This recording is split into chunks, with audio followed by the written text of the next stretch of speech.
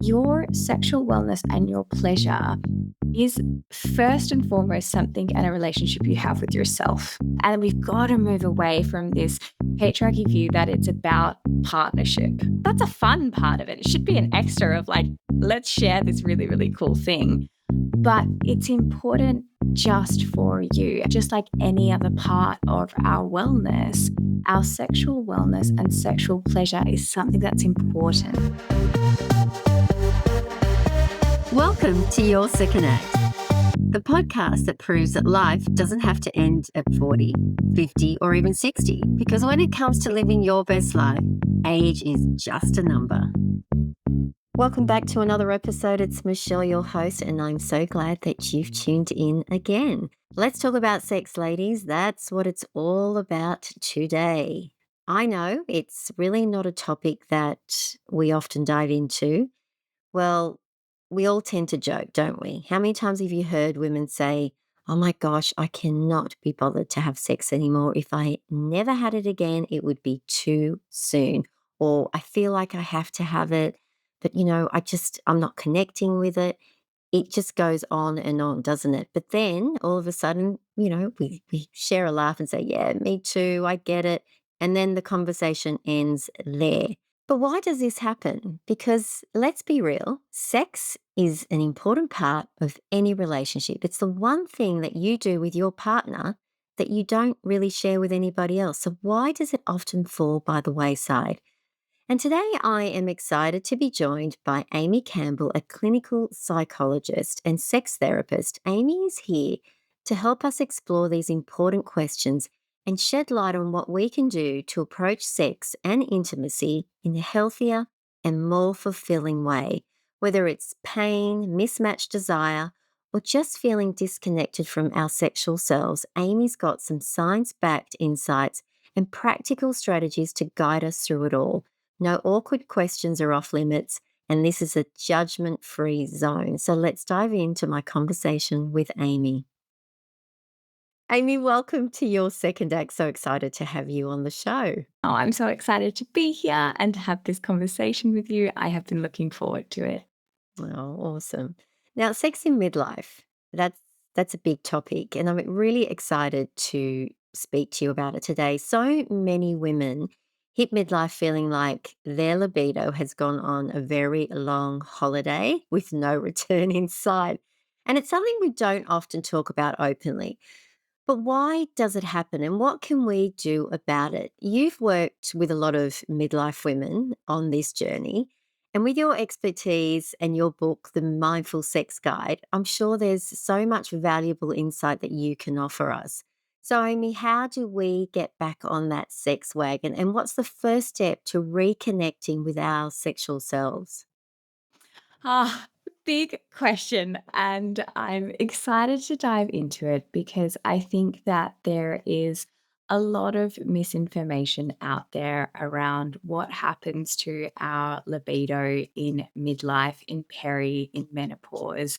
And we often don't have the conversations, and therefore we're stuck with the myths that are. And I think the first one is menopause gets blamed for a lot when it comes to libido. I hear this sort of story all the time of, well, that's just this time in my life, right? Like I hit peri, I'm going to dry up, my libido is gone, I'm no longer interested in sex, and off I go.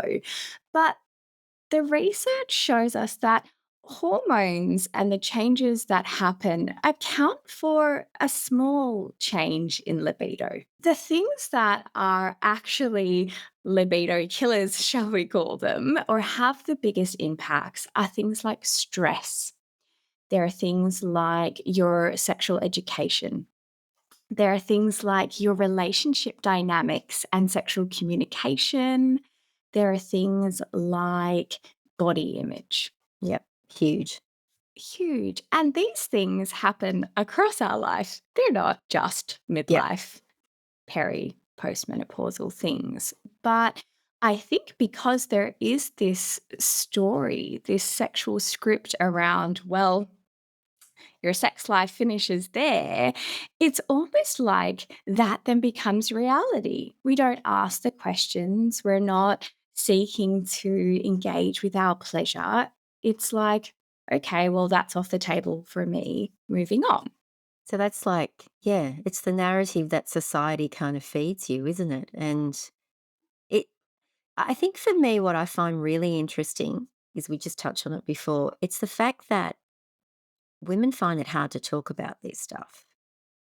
And even not just with our own partners, but I think even with other women, it's that narrative of, oh my God, if I never had sex again, it would be too soon. I am not interested. Now going through menopause, it hurts. I just don't have that desire. But I really think that's sad because it shouldn't be that way. And what I wanted to know is, how important is sex in a relationship when you look at the entirety of a relationship? How important is it? It's like asking how long is a piece of string, really? In Yeah. that, in some relationships, it's going to be more important than others. For some people, it's going to be the way they connect, the way that they show love. For others, it's going to be something they do for fun. For other relationships, it's not going to be as important. But I think if I take a step back from that and ask slightly a different question, is experiencing pleasure in a Mm, relationship is huge. Now, whether you get that from engage and intimacy, whether you get that from sex or from other places, that is so important. And that both partners are feeling their sexual wellness is taken care of. That might mean engaging in sex, but it also might mean just understanding their sexuality, understanding how they're experiencing pleasure, understanding everything about their sexual wellness. So the act itself maybe will have a different importance, different times in your life and different relationships. But seeing pleasure and your sexual self as important, I think, is one of the most important things when it comes to an intimate relationship. yeah. Yeah. That makes complete sense. I also think because I've got young daughters, and God, they are so different to the way I was at their age. They're a lot freer. They're more open talking about it. So I think because of that little stigma of shame and taboo, even talking about masturbating is something that women don't really talk so freely about either. So it just goes to show you, it's kind of like you have to start with yourself first before you can really even understand how your sex life is going to change with your partner and understanding what it is that you like. But I think this is where we find it hard because we haven't grown up with that mindset. And, you hear of some women saying, I'm having the best sex of my life. But most of the time, it's because they're with someone new. It's not because they're with, the man they've been with for the last 20, 30 years. So that again, the narrative is you need to have sex with someone else, someone new, because the spark, the excitement. So that's really confusing as well. But I think it's sad because as we're evolving in different parts of our lives, I think sex has to evolve with us because sex changes. And like you said, intimacy doesn't have to exactly be what we thought it used to be. It must change in time. So like what are you experiencing with people that you're helping? I feel like you just said so many important things in Ah. like the smallest sound bite, right? I'm like scrambling to go, oh, there's so yes, yes, yes, yes to all of that. And I guess one of the biggest things I see is that mismatch of libido, right? So it's either I want to want, but I'm not, or my partner wants me to want and I don't want to.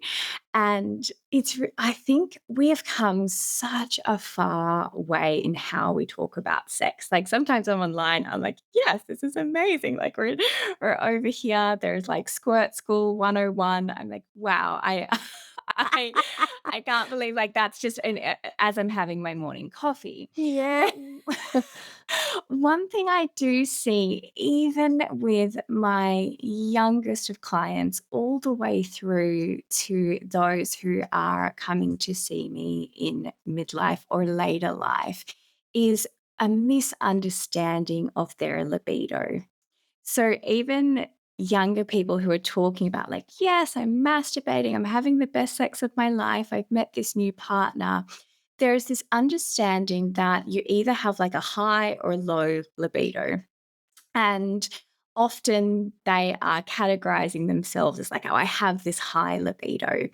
And then someone who's looking at that who isn't experiencing libido in that way is going, oh, okay, I don't have high libido, something's wrong with me. Or libido is different from when they first met their partner or when they were a different age. But libido doesn't work like that, right? Okay. It's not this static personality trait that you either have, like, I'm a really sexual person or I'm not a sexual person. I have high libido or not.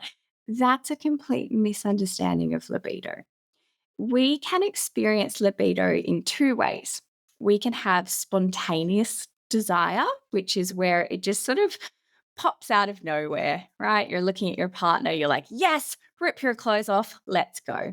This is the one that I see most commonly shown in media, in what we consume, and most people's understanding of libido. So it's like, I'm supposed to have this sexual desire that just pops up, and I want to experience that frequently. However, it's only one type of desire, and it's not very common in women. We tend to experience another type of libido and desire called responsive desire. And this is where our sexual desire builds through a response to something that is when our bodies start to feel arousal. So, if you think of it that way, if I have responsive desire, I have to start engaging in intimate, arousing acts with little to no libido, because my libido is not going to start until I've got that cue going, oh, yeah, now I'm into it. Now, if I think that there's only this one way, if I'm supposed to experience this spontaneous desire and then I don't, what do I then I go, okay, well, I have no libido and I don't engage in sex or intimate acts or pleasure or masturbation. Now, if 50% of us are experience responsive, that's going to create a problem, right? And it's this understanding, particularly for women, but I would say there are quite a lot of men who often experience responsive desire, is you've got to work on it like any other part of our health and wellness. But there's this stigma of like, well, if you don't feel it and you have to work on it, then it's not good or you shouldn't be having it. Yeah. And that is so dismissive and wrong for so many people and how they experience libido. Their libido is like this beautiful fire that they need to like get started, work on, and then whew, it's going to be bright and big and beautiful. But they're going to have to be taught how to work on it. How do I excite myself? How do I prioritize my pleasure and getting excited? And sometimes that's seen as, oh, well, then there must be something wrong, which is heartbreaking. It is. It really is. But this is why I'm excited to have these conversations, because there's probably, I would say, a lot of women listening right now who are saying, "Yep, that's exactly how I feel and think."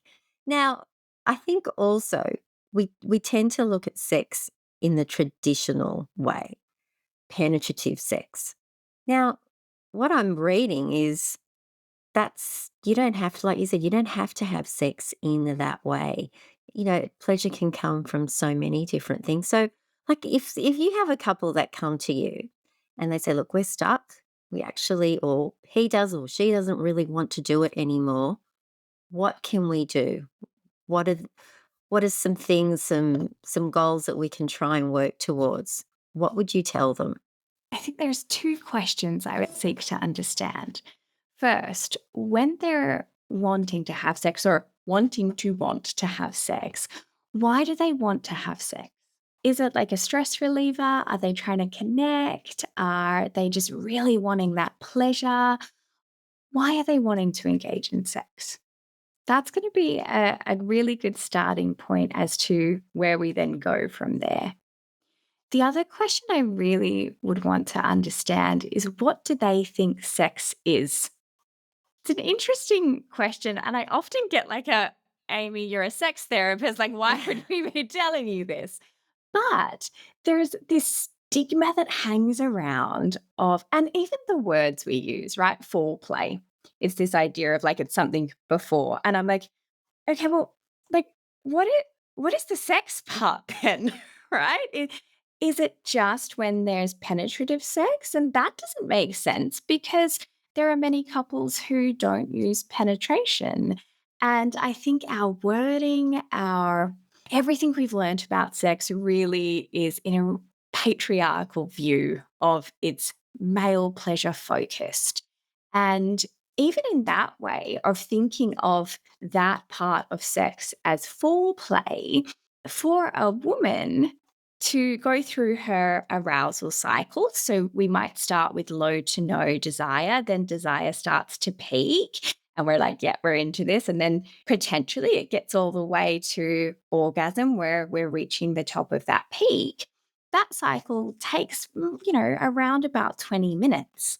Penetration on average is about 2.5 minutes to 5 minutes. So Oh, if you think sex is that, yeah. Yeah, that's then not it's going to work for one of you. no. And Yeah, I've never looked at sometimes, it like that. You're yeah. right. So foreplay is sex, right? Your pleasure practices are sex. And changing that is really, really important.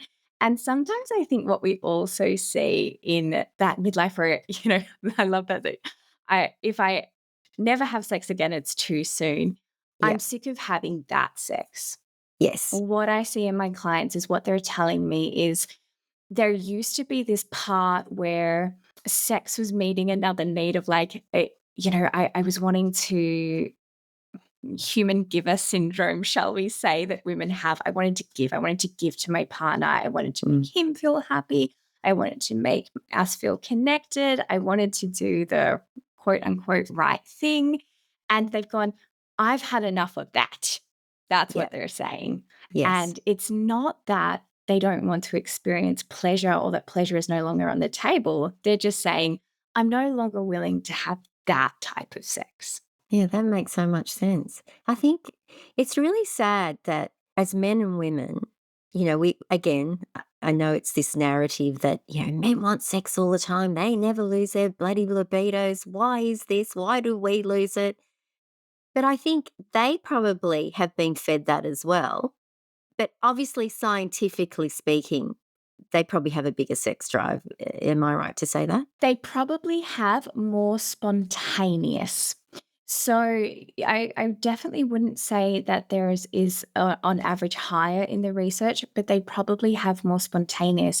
And as you go through and you get those hormone changes, you're probably not going to experience spontaneous anymore or very little, whereas your male partner may. And I think that's where the rumor started of like men want sex more because they're having more of that spontaneous. So it doesn't mean that it's bigger. It just means that they have more of that spontaneous desire. Only sometimes though. And then there's shame for them as well when they're going, oh, I'm a responsive desire male. And there's nowhere for me in that picture. Yeah, I think it can be.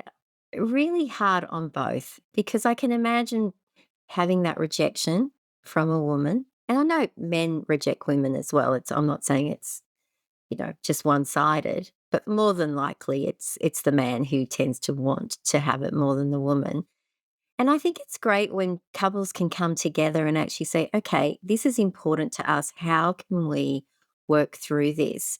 But that's where we have to start having these conversations. So, how do you approach that conversation with your partner if the whole time it's just been, we have sex, it's done, we tick the box, and oh God, hope he doesn't ask me again for another week?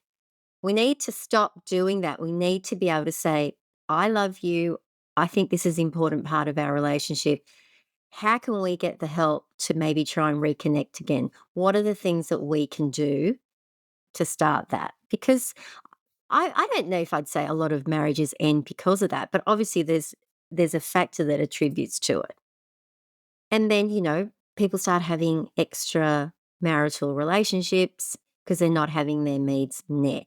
So, yeah, like what can we do? How can we start these conversations with our partners?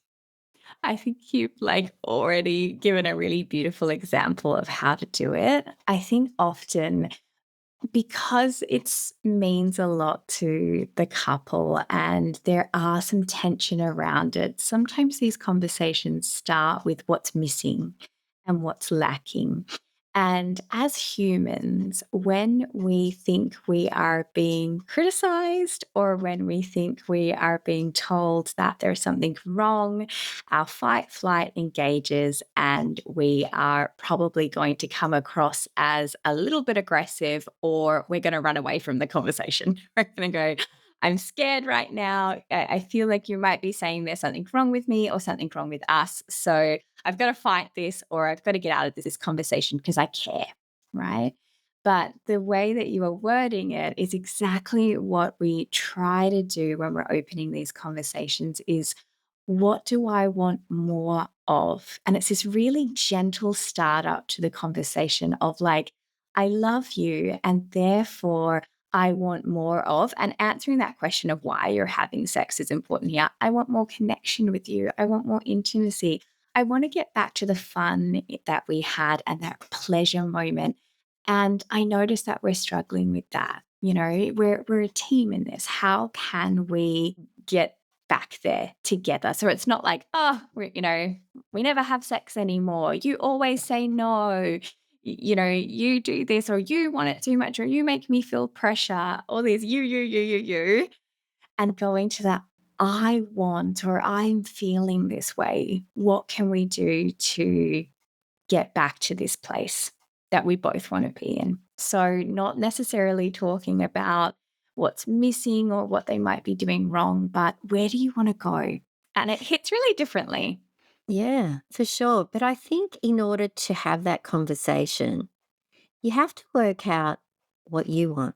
What are your desires? How do you fill your bucket? And I don't know how many of us actually do that. Well, how do you do that? I've had girlfriends who have broken up from long term relationships, and I feel like that's when they started to work out their pleasure and what pleasures them because they have had time on their own to do that. And be it, maybe they've had fleeting relationships or whatever it was, because I guess you learn something new from any partner you have. But yeah, I think a lot of it comes back to you. I mean, what's your take on that? Definitely 150%. And I think that's a really important place to start, particularly if you're noticing my libido is not where I want it to be. I'm not feeling good in this space. It's not feeling like a good match, or I'm just completely avoiding it, right? Like I just don't even want to talk about it. Just I want nothing to do with that. And coming back and starting to go, your sexual wellness and your pleasure is first and foremost something and a relationship you have with yourself. It's not, and we've got to move away from this patriarchy view that it's about partnership. Because that's a fun part of it. It should be an extra of like, let's share this really, really cool thing. But it's important just for you. And this is what's often missing, is the understanding that just like any other part of our wellness, our sexual wellness and sexual pleasure is something that's important. We should be prioritizing it. We should be setting aside time like we do for self-care, for self-pleasure, right? Particularly in midlife, because there's just a wellness factor to that, in that when you are engaging in sexual pleasure, when you're masturbating, or when you reach an orgasm, all the blood is going to rush to that area. Now, that is something that's very important as you start to experience changes in midlife. The collagen is leaving, you might be experiencing certain types of pain in different areas. Orgasms are going to be great for you. Sexual arousal is going to be great for you. This is important, right? And it has nothing to do with keeping your relationship happy. There's so much to it, isn't it? I'm just realizing now as I get older, it's like we've kept a lot of that stuff in the dark. We just don't talk about it. I mean, now women are becoming more open, but we still have a long way to go. It's just even sexual wellness. Wellness, it's such a buzzword, but it's amazing. Like, exactly, sexual wellness. We work on all these other parts of ourselves. Why not work on that? And it's also something that we do intimately with ourselves, but also with one other. We don't share that part with anyone else. So, yeah, why can't we be open to discussing it or working on it? You've got to work on your mental health. Why not work on your sexual health? So I had a few questions from my Instagram community. And what is making time for sex? What does that look like? When people say you've got to make time to have sex, like you're not going to go, okay, next Wednesday, how about you and I book it in? Is that going to work? This is one of the top advice I do see online. And can I say it's like right and wrong? Because we actually do have to prioritize it like anything else, right? If it's not in the diary, we are overfilled. And this is, I think, comes back to the bigger problem with libido, is Yeah. every second of our time is accounted for. We don't we don't even like call someone or pop in anymore because we know they're gonna be busy. That would Yeah. be so rude. Yeah. We're Yeah. It's true.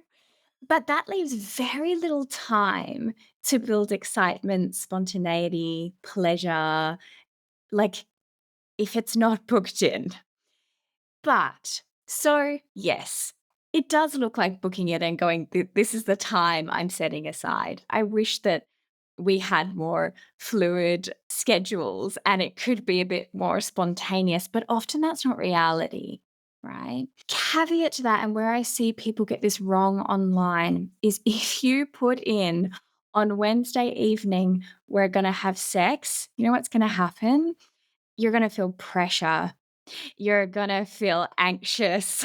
You're going to so you're gonna rock up to that session in a really not pleasure-filled state, right? Our nervous systems have to be calm so that we can move in and out of excitement. We want there has to be that rush of excitement, but we have to start in a calm state. If you're going, "We're gonna have sex on Wednesday at 6 p.m." that is going to cause all sorts of tension. It's going to feel you're either not going to do it, or you're going to do it in a state that is not great for pleasure. And then you're going to go, "That's why I don't do this." So, what we want to do is set time for intimacy, set time for connection. And pressure is off here, right? Whatever you do in that time, if it leads to sex, it can. If it doesn't, it doesn't. But you're putting your phone down. You're turning Netflix off. You are creating an environment that feels good for you. You're going, what would feel nice for us right now? What would feel like pleasure? And that might be cuddling. That might be a massage. That might be a really long conversation Yeah. that you just haven't had because the phones have been off. And what we see is that then creates the context in which your libido can thrive. And you're going to end up inevitably having more pleasure or sex. So you're setting aside the time but it's not necessarily for sex. You're setting aside the time going. And I would say, I want to come back to your point before that it's important you do this for yourself as well. Like, Yeah. are you setting aside time to think about your pleasure? And Mm. again, you don't have to put like Tuesday morning, I'm masturbating and then I'm off to work, right? Yeah, geez, I wouldn't want anyone to look at my calendar. My God. But I'm going, can I leave space somewhere regularly in my diary that is about me? It's about Yeah. my pleasure. And during those times, maybe it's that I actually end up snuggling in bed and reading a book. And other times I'm like, oh my gosh, yes, I am going to masturbate this entire block that I've set out. But if I'm not giving myself that time to go, Amy, what would feel good for you in this moment? What is pleasure for you right now? What is feeling good? Being curious and exploring, I'm not going to end up masturbating in the same way if I'm not setting aside that time with my partner going, let's be intimate, let's connect, let's check in. It's not going to happen. Just speaking of like masturbation, there are a lot of women that don't do that. A lot of women. Now, what do you say to them? You've never tried it? The thought of even buying any form of toy has them feeling shameful or it's disgusting. Why would I do that? It's heartbreaking, really, isn't it? That somewhere along the line, I will tell you, I very rarely met a male that doesn't masturbate. Very rarely. So And if they say they don't, they're lying, probably. lying or like there's some sort of something else going on there that is we need to unpack. Where it is the sexual script around women's masturbation is so ingrained. And so the first thing to go is, what is your story around this? Right? I really want to understand for that woman, what was her experience like around touching herself?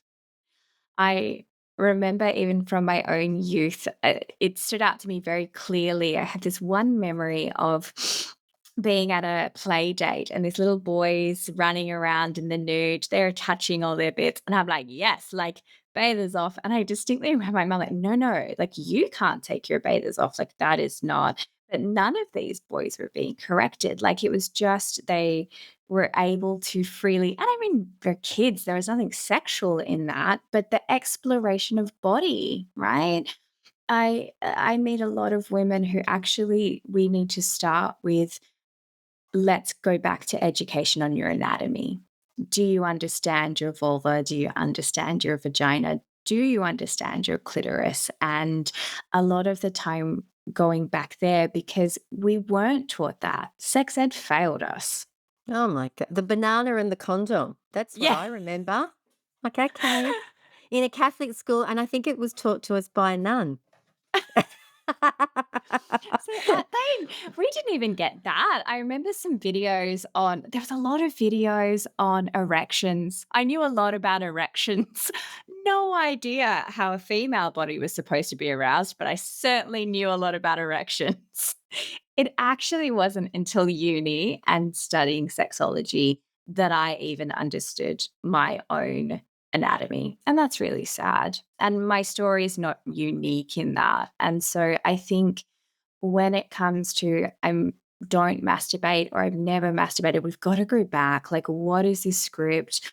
What are we holding on to here? And is some of it like, let's come back to we actually need to start back at sexual education.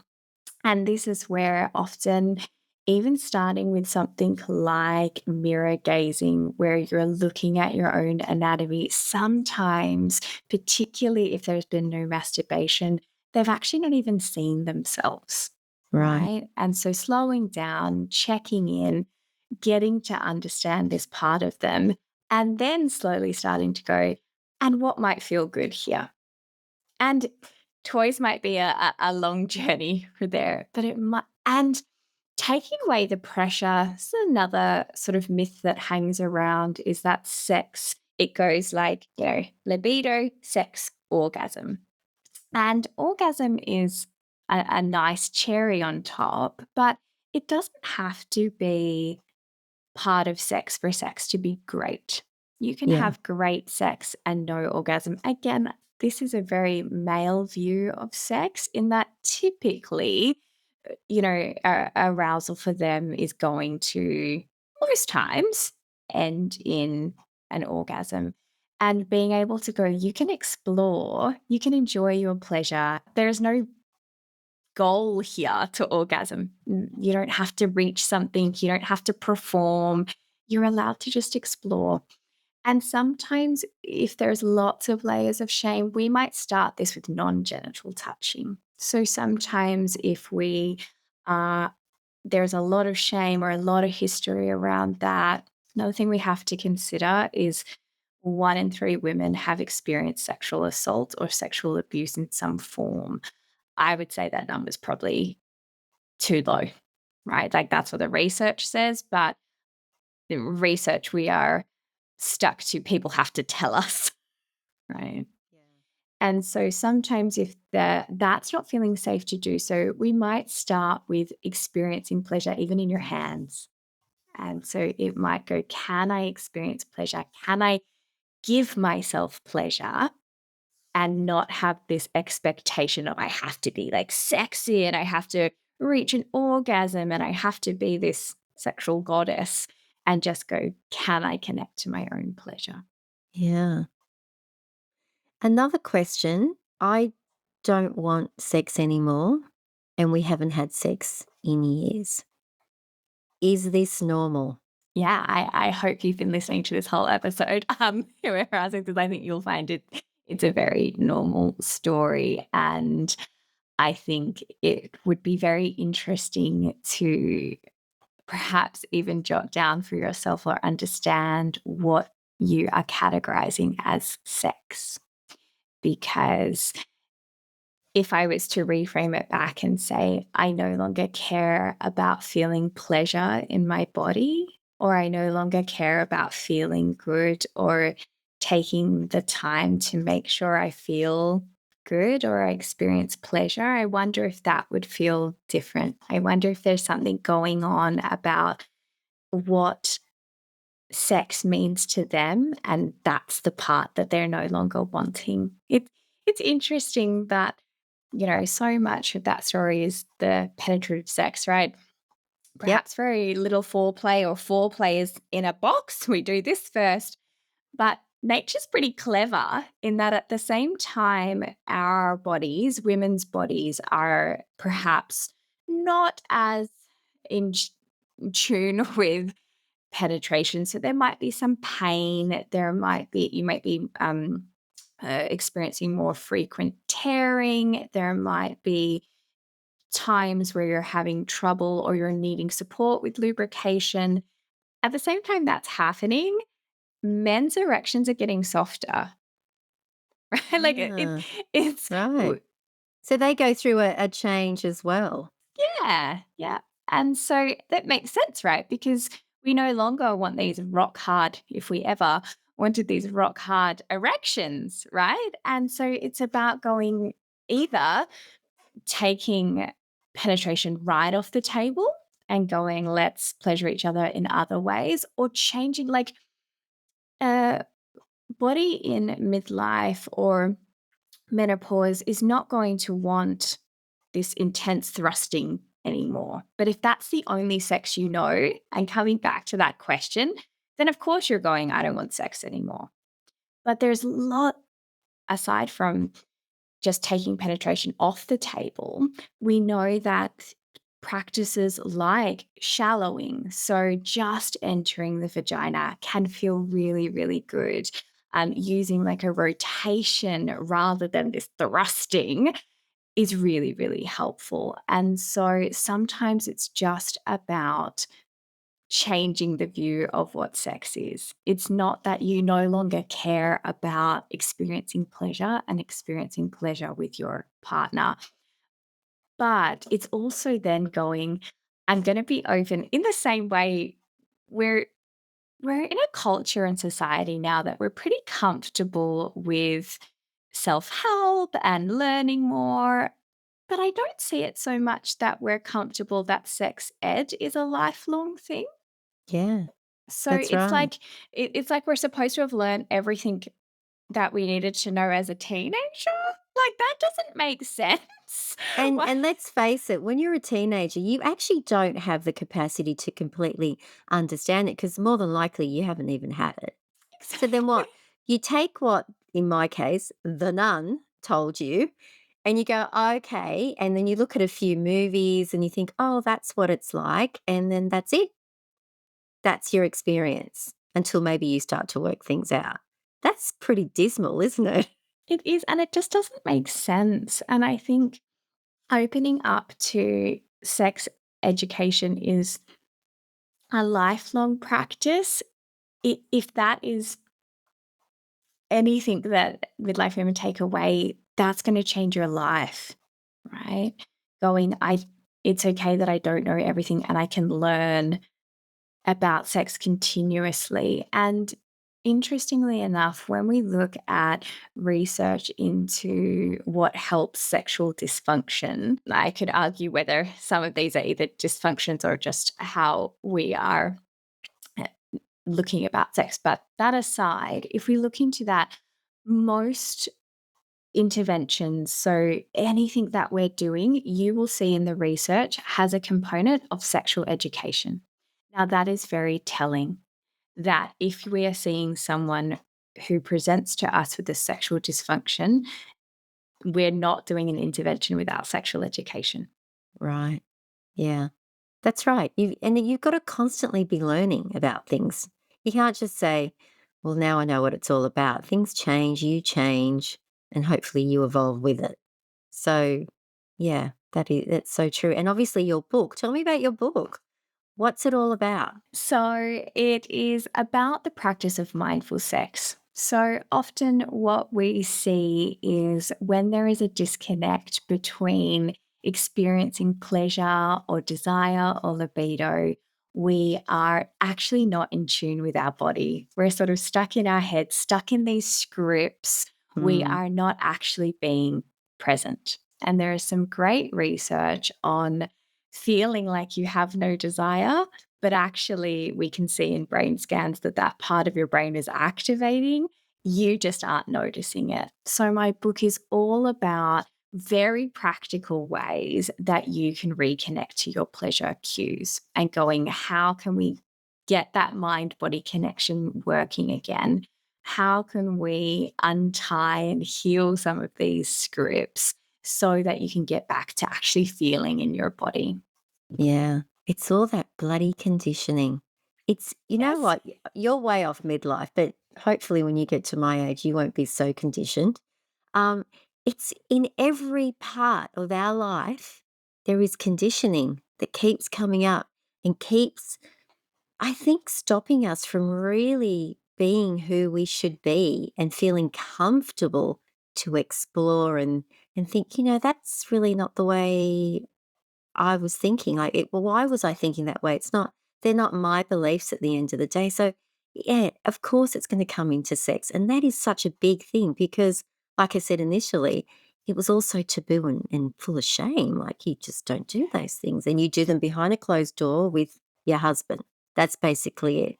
Yeah. It's just a load of BS, isn't it, at the end of the day? So, I think it's great. It's great that we have psychologists like yourself that, if you really need that assistance, we can go. And hopefully the partner will come with you. I mean, do you find there's a lot of resistance there? Because, traditionally a man will find it harder to be open compared to a woman. So, what are you finding? Does the female come on her own initially, susses it out?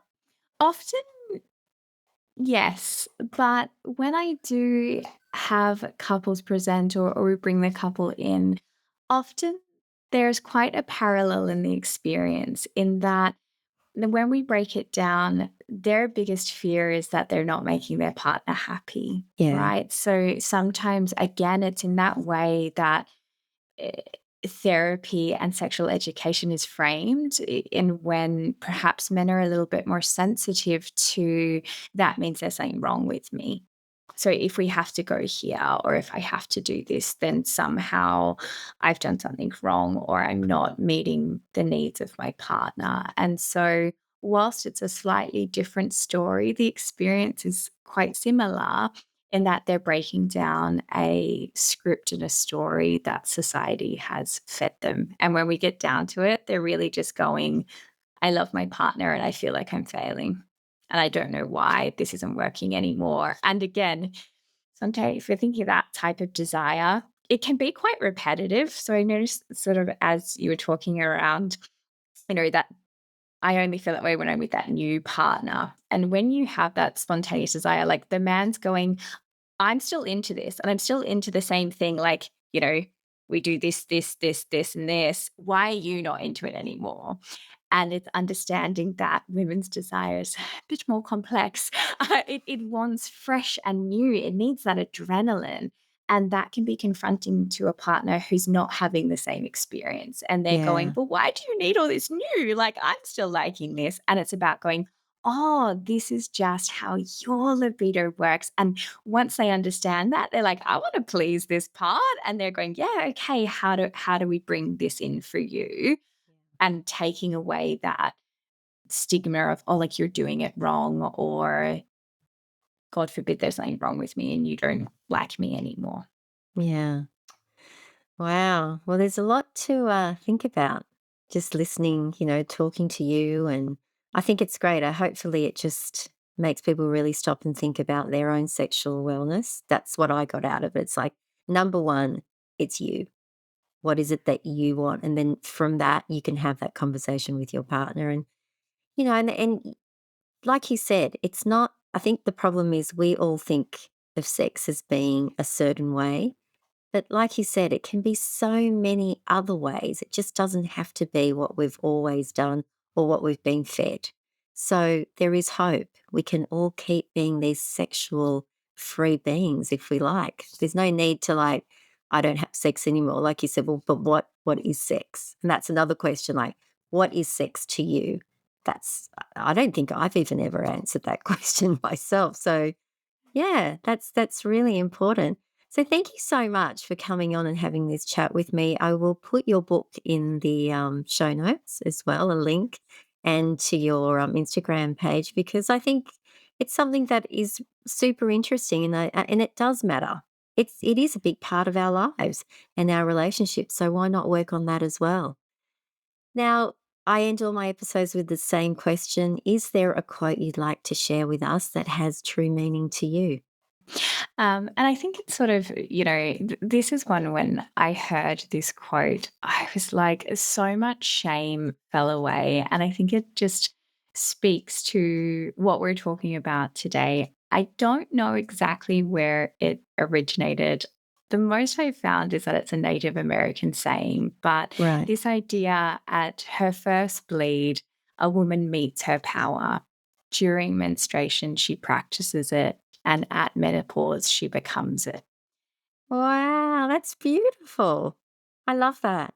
And I always push those womanly parts, like, I didn't want my period and I didn't want to be doing this. And Yeah. I was fearful of menopause. And me understanding that each of these phases for me has been about meeting this my power, meeting it. I can feel this is the time of my life when I'm practicing it, right? Even being Mm, here and the work that I do. And it gives me this excitement that like, I'm going to reach this stage when I'm in menopause. I'm going to step into this power. I'm going to be a leader, right? I'm going to have learned all I need to know. And there is such a power in that rather than this cultural thing of like, I'm going to dry up, no longer be worthy, and just put yep, me out. that's right. And so I'm really holding on to that saying at Oh, the moment. well, that's beautiful. I love that. I think and it's really feels quite sacred and special as well. Yeah. Oh, well, by the time you hit menopause, you'll be fine. Think of all I'm s you. Yeah, you're getting all these stories from all your clients. It's probably the best training ground for you. But it truly is great on this side. And thank God we're starting to study it now, right? Hopefully by the time I get there, like people are actually looking into this and they're no longer saying, just use some lube. We're actually looking and going, what's happening? How can we support you? What does the research say? Absolutely. It's all up from here. Thank you, Amy. Thank you for having me. Thanks for tuning in to another episode of Your Second Act. If you enjoyed this episode, I'd love it if you could rate and leave a review on your favorite podcast platform. Your feedback means the world to me.